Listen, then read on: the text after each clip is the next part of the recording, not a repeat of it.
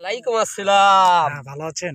আলহামদুলিল্লাহ, আল্লাহ আলি খুবই পেঁয়াজ মানে পরিচর্যা করে দিচ্ছেন ট্যাঙ্কি করে হ্যাঁ, দিয়ে। হ্যাঁ, হ্যাঁ, হ্যাঁ। হ্যাঁ, যাক, এ যাক। লাকুয়া দিলিতে ঘাস পাতা জুড়ে আহ, দেবে না পিএস নাম্বার এবার তো শুনেন না। খরচের পরিমাণ প্রচুর। কসু মানে হুম, দাম যদি না পাতা কৃষক শেষ।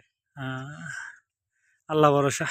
এটা কৃষকরা যদি দেয় গাছের বারের মতন একটু দাম। তাহলে গাছের বারটা তো ভালোই ছিল দাম। হ্যাঁ, আল্লাহ ভরসা দেখেন এবার এবার কি করে হ্যাঁ, নতুন সরকার।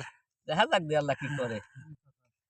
হ্যাঁ, এনে সেও বা কি করবি? হ্যাঁ, সরকার তো সৃষ্টি হয় কৃষক বাঁচানোর জন্য। হ্যাঁ, অবশ্যই এনে সরকার তো কৃষক আমার দেশাল বাঁচে কিভাবে সেটাই চেষ্টা সেইটাই করবার চেষ্টা করে। হ্যাঁ, কিন্তু হ্যাঁ, সরকারে যদি একটু দাম ভালো দেয় তাহলে সরকারের হ্যাঁ, সুবিধা হবে, হুম, জনগণও সরকারে চাবে।